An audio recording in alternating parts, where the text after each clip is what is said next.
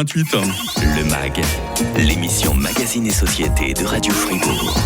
Quelle est cette association qui fête ses 20 ans cette année et qui œuvre pour améliorer la qualité de vie des personnes dans le Sud global ? C'est Fribourg Solidaire. Et vous en êtes la coordinatrice, Cécile Eto. Soyez la bienvenue. Bonjour Mike. Bon anniversaire au fait. Merci. Comment on se sent quand on a 20 ans ? Encore jeune. On a encore plein de défis à relever, vous pensez ? Tout plein. Et puis on rentre vraiment dans l'âge adulte, donc vraiment beaucoup de défis. On va continuer à grandir toutes ces prochaines années, j'imagine. On aimerait beaucoup, oui. Et puis 20 ans, c'est l'occasion de vous faire connaître. C'est pour ça que vous avez fait appel à Radio Fribourg. Exactement. On apprend à connaître Fribourg Solidaire qui fête son 20e anniversaire aujourd'hui dans le MAG. C'est juste après l'info de 8h30 sur Radio Fribourg. Le grand matin. Avec MAG. Quels sont les pays dans lesquels Fribourg Solidaire est le plus actif ? Alors, en règle générale, ces dernières années, on voit quand même que c'est l'Afrique où il y a le plus d'activités de nos associations membres. Le Burkina Faso a beaucoup de projets, le Bénin, le Togo, mais aussi l'Amérique latine. Vous avez cité le Nicaragua. On a aussi le Honduras et on a un projet au Kyrgyzstan. Ouais, parce que j'évoquais donc le Sud global dans lequel vous êtes très actif. C'est quoi vraiment la définition du Sud global ? Parce que on parle plus tellement de pays en voie de développement ou de pays dans lesquels la coopération au développement est active, mais le Sud, c'est pas que l'Afrique, c'est aussi les pays de l'Est, c'est aussi l'Amérique centrale.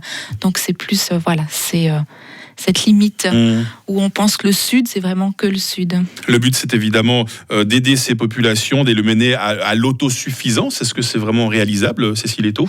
Alors, c'est ce qu'on espère. Et puis, par exemple, je vais donner un exemple très concret. En Haïti, il y a un projet qui s'est fait de construction d'un moulin. Et puis, la situation en Haïti est très, très compliquée, très difficile en ce moment. Ouais. Et c'est un pays où l'instabilité politique est flagrante. Oui, c'est même une guerre à l'intérieur du pays. Peut-être qu'on en parlera un petit peu plus tout à l'heure, mais en tout cas, il y aura l'occasion d'en parler à un autre moment.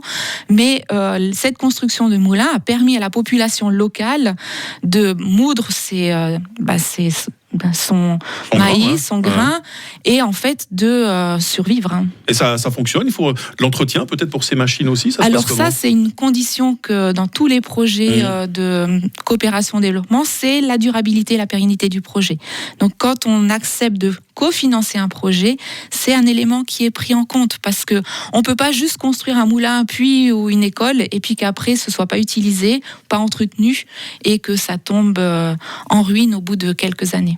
Je vous ai un peu préparé à cette question, Cécile Eto, pour pas vous prendre de court. Est-ce que vous avez souvenir d'une très belle rencontre comme ça qui va rester à tout jamais dans votre cœur quand vous êtes allé apporter votre aide, ou bien je sais pas les messages que vous échangez avec les personnes sur place, avec les résidents? Alors je vous ai répondu que c'était une question piège. Ah oui, j'aime bien. Mais je suis sympa, je vous ai préparé avant. Je ne l'ai pas posé comme ça de but en blanc. Question piège aussi parce que comme je vous l'ai dit, c'est pas nous Fribourg Solidaire, donc pas moi ni ma collègue qui allons dans les pays. Donc on rencontre pas la population. C'est plus que des rencontres, c'est des témoignages qui sont revenus quand on lit les rapports de projet sur qu'est-ce que ça a permis. Et moi je trouve que quand on voit que les gens disent mais par exemple avec l'eau, ça nous a permis de tomber moins malade, d'avoir accès à l'eau, et puis c'est ça la plus belle récompense pour vous. C'est la plus belle récompense, oui. Ouais. Les œuvres de Fribourg Solidaire, voilà, vous les connaissez un petit peu mieux maintenant. Maintenant, Fribourg Solidaire, qu'est-ce que c'est exactement ? Combien de personnes travaillent dans Fribourg Solidaire ? Quels sont les budgets ? Quelles sont les aides apportées ? On vous en parle très vite dans la suite du MAG avec Cécile Eto, qui est la coordinatrice de Fribourg Solidaire. Radio Fribourg. 47. Le MAG, l'émission Magazine et Société de Radio Fribourg. Fribourg Solidaire qui fête ses 20 ans cette année, l'occasion de faire un peu mieux connaissance avec Fribourg Solidaire. C'est 36 associations fribourgeoises membres, c'est 24 projets financés en 2023, 20 ans d'expérience. On en parle avec vous, Cécile Eto, qui est la coordinatrice de Fribourg Solidaire. Ça va toujours bien ? Très bien, C'est merci. toujours très bien faire de la radio, Cécile. C'est gentil. Plaisir de vous accueillir ce matin, grande habituée de nos ondes. Merci en tout cas de votre confiance. Alors Fribourg Solidaire, c'est tout un centre de compétences où vous devez analyser toutes sortes de projets. C'est facile de faire un choix ? Alors, on ne fait pas de choix. En fait, c'est la commission technique, ce sont 9 personnes qui ont de l'expérience dans la coopération au développement, bien évidemment, qui connaissent les pays, qui connaissent les problématiques. Et ce sont nos associations membres qui, elles, choisissent quels projets elles vont déposer. Et après, justement, ces personnes regardent, lisent, analysent, posent des questions aussi sur ces projets pour voir s'ils tiennent la route, en résumé. Quelle formation est-ce que les membres de Fribourg Solidaire reçoivent ? Alors ça peut être des formations en comptabilité, ça peut être des formations en gestion de projet. Ce qu'on fait beaucoup aussi, ce sont des coachings. Ça veut dire que avant que l'association dépose son projet, elle peut venir nous voir et dire voilà, moi j'aimerais déposer un projet de construction de vélos en bambou au Rwanda. Et puis on discute, qu'est-ce qu'il faut mettre dans la demande, quels sont les paramètres importants qui vont être pris en compte. Par exemple, si c'est la construction d'un bâtiment, à qui appartient le terrain ?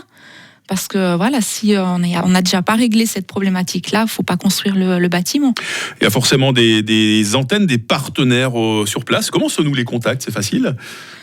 Alors, c'est assez facile. Tout dépend aussi des associations parce qu'elles sont très variées. On a des toutes petites associations qui travaillent depuis longtemps avec un village. Par exemple, Petit Samba travaille avec le village de Petit Samba au Burkina Faso. D'accord. Donc, ce sont des liens qui se sont tissés au fil des années et puis de la confiance et puis de la connaissance mutuelle. Et puis d'autres associations qui travaillent avec des salariés et puis dans différents pays. Et là, ils ont des personnes relais, des coordinations locales qui, elles, font le lien avec des partenaires locaux et la Suisse. Vous avez aussi des liens avec le canton de Fribourg, avec la Confédération, notamment avec la DDC, la Direction du développement et de la coopération. Il y a de l'aide financière, c'est des compétences. Comment ça se passe ? Alors, de la part du canton, on a un contrat de partenariat avec le canton pour toute la législature et depuis cette année, le canton contribue à 1 franc par an et par habitant à la coopération au développement et l'aide humanitaire. Ça, c'était une bataille de longue haleine. D'accord. En 20 ans, Fribourg Solidaire a quand même bien grandi. Au départ, vous aviez un modeste budget, même pas 8 000 francs. Aujourd'hui, on dépasse les 500 000 francs. Qu'est-ce qui a également changé en 20 ans chez Fribourg Solidaire ? Là, on a grandi, on était bien aussi sûr. À 5 associations, maintenant 36, c'est très différent. Et puis la diversité des projets qui sont à analyser, l'accompagnement des associations aussi, et puis les défis auxquels on est de plus en plus confrontés, même par exemple, on est de plus en plus exigeant, on fait tout un travail aussi sur la prévention des abus à tous les différents domaines, donc la corruption. Donc c'est toutes des nouvelles choses qu'il faut travailler, mettre en place et qui ont peut-être qu'on regardait un peu moins au départ. Voilà, c'est bien, vous évoquez la corruption. Souvent, des gens refusent de donner leur argent à l'étranger. Ils se disent, de toute façon, c'est de l'argent qui atterrira dans les poches des dirigeants et pas qui ne va pas servir aux populations locales. Ce que vous faites à Fribourg Solidaire, vous êtes sûr que c'est vraiment les habitants qui en bénéficient ? Déjà, on ne travaille pas avec les gouvernements locaux, en tout cas pas les États. Alors, il faut travailler avec les gouvernements locaux parce qu'on ne peut pas faire un projet sans que le gouvernement local soit au courant, soit impliqué, soit d'accord. Quand je dis gouvernement local, ça peut être une autorité locale en Afrique, un chef coutumier par exemple, ou alors les églises. Donc, il faut vraiment travailler avec les personnes de la base.